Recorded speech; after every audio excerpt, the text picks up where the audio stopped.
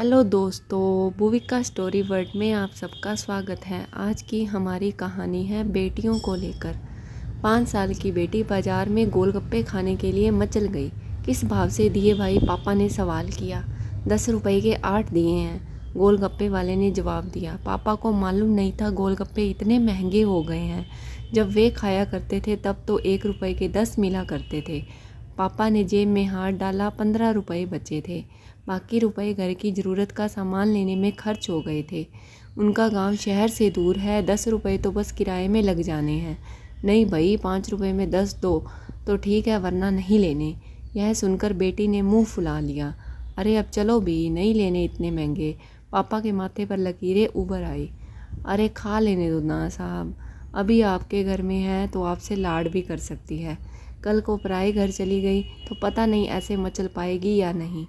तब आप भी तरसोगे बिटिया की फरमाइश पूरी करने के लिए। गोलगप्पे वाले के शब्द थे तो चुभने वाले, पर उन्हें सुनकर पापा को अपनी बड़ी बेटी की याद आ गई, जिसकी शादी उसने 3 साल पहले एक खाते पीते पढ़े लिखे परिवार में की थी। उन्होंने पहले साल से ही उसे छोटी छोटी बातों पर सताना शुरू कर दिया था।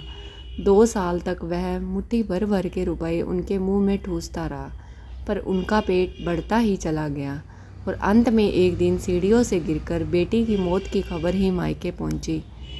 आज वह छटपटाता है कि उसकी वह बेटी फिर से उसके पास लौट आए और वह चुन चुन कर उसकी सारी अधूरी इच्छाएं पूरी कर दे। पर वह अच्छी तरह जानता है कि अब यह असंभव है। दे दूं क्या बाबूजी गोलगप्पे? गोलगप्पे वाले की आवाज़ से पापा की तंद्रा टूटी। रुको भाई, 2 मिनट। पापा पास ही पंसारी की दुकान थी, उस पर गए जहाँ से ज़रूरत का सामान खरीदा था। खरीदी गई 5 किलो चीनी में से 1 किलो चीनी वापस की तो 40 रुपये जेब में बढ़ गए। फिर ठेले पे आकर पापा ने डबडबाई आंखें पोंछते हुए कहा, अब खिला दे भाई। हाँ, तीखा जरा कम डालना, मेरी बिटिया बहुत नाजुक है।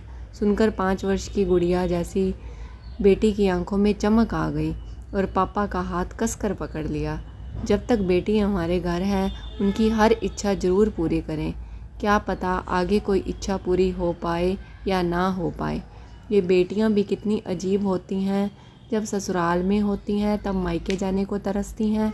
सोचती हैं कि घर जाकर माँ को ये बताऊंगी, पापा से ये मांगूंगी, बहन से ये कहूँगी, भाई को सबक सिखाऊंगी और मौज मस्ती करूँगी। लेकिन जब सच में मायके जाती हैं तो एकदम शांत हो जाती हैं। किसी से कुछ भी नहीं बोलती, बस माँ बाप भाई बहन से गले मिलती हैं। बहुत बहुत खुश होती हैं।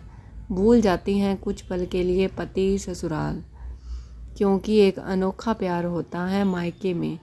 एक अजीब कशिश होती है मायके में। ससुराल में कितना भी प्यार मिले, माँ बाप की एक मुस्कान को तरसती हैं ये बेटियाँ। ससुराल में कितना भी रोएं, पर मायके में एक भी आंसू नहीं बहाती ये बेटियाँ, क्योंकि बेटियों का सिर्फ एक ही आंसू माँ बाप भाई बहन को हिला देता है, रुला देता है। कितनी अजीब है ये बेटियाँ, कितनी नटखट है ये बेटियाँ।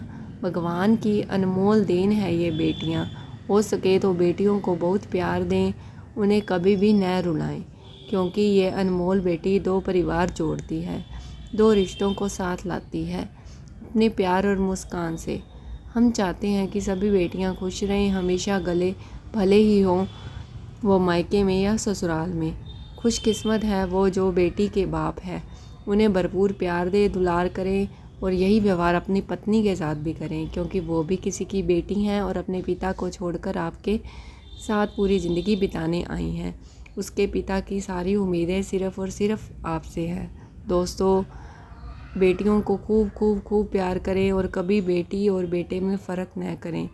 मेरी ये कहानी आप सबको कैसी लगी, कमेंट बॉक्स में कमेंट कीजिए। चैनल को लाइक एंड शेयर करके सब्सक्राइब करना न भूलिएगा। Thank you.